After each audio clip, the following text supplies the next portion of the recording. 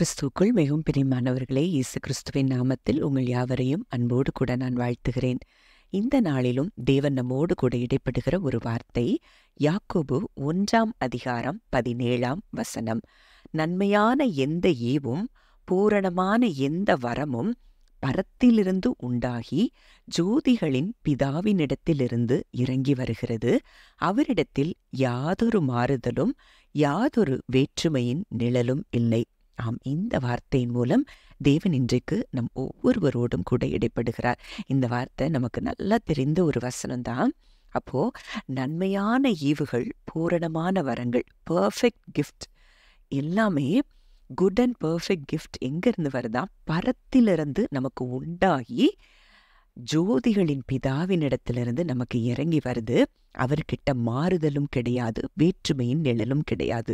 இதை நம்ம நல்லா அறிந்திருக்கிறோம். அப்போ இன்றைக்கு இப்படி பரத்திலிருந்து ஆசீர்வாதங்கள் நம்ம ஜெபிக்கும் போது நமக்கு கிடைக்குது.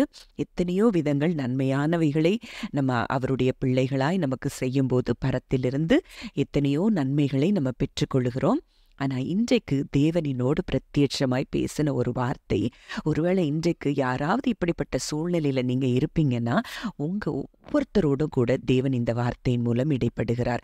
மத்தேயு 5:11-12 என் நிமித்தம் உங்களை நிந்தித்து துன்பப்படுத்தி பலவித தீமையான மொழிகளையும் உங்கள் பேரில் பொய்யாய் சொல்வார்களானால் பாக்கியவான்களாயிருப்பீர்கள். சந்தோஷப்பட்டு களி கூறுங்கள், பரலோகத்தில் உங்கள் பலன் மிகுதியாயிருக்கும். உங்களுக்கு முன்னிருந்த தீர்க்கதரிசிகளையும் அப்படியே துன்பப்படுத்தினார்களே.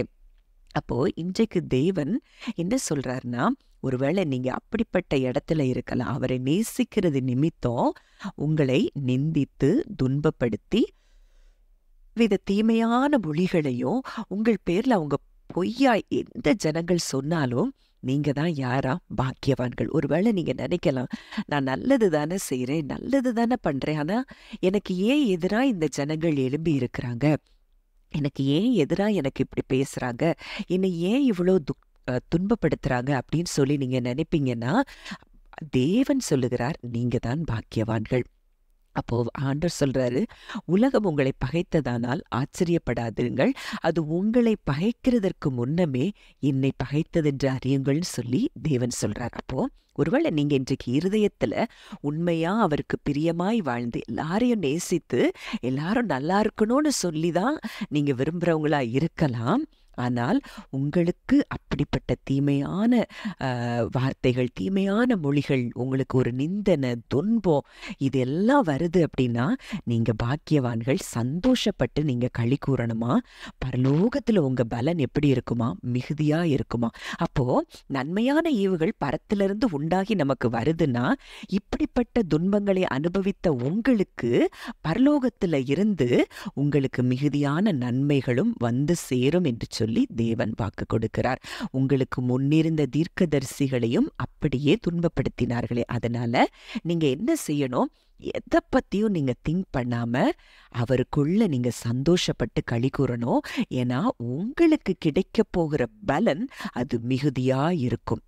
நீங்க எப்பவும் தீமைக்கு நன்மை செய்கிறவர்களாய் மாத்திரமே நம்ம இருப்போம் என்றால் நிச்சயமாய் நம்ம இந்த பலன்களை பெற்றுக்கொள்வோம் என்றும் நீங்கள் அறிந்து கொள்ள வேண்டும். ஜெபிக்கலாம்.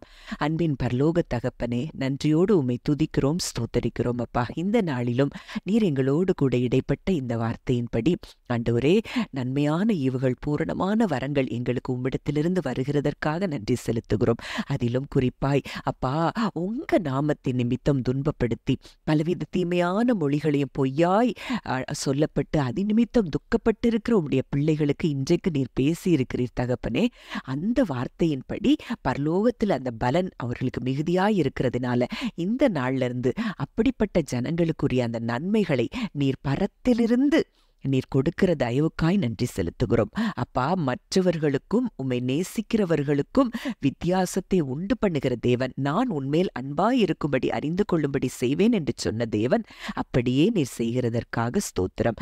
துதி கன மகிமை யாவையும் இயேசு ஒருவருக்கே செலுத்துகிறோம். கர்த்தரும் மீட்பருமாகிய இயேசுவின் மூலம் கேட்கிறோம், ஜீவனுள்ள நல்ல பிதாவே. ஆமேன்.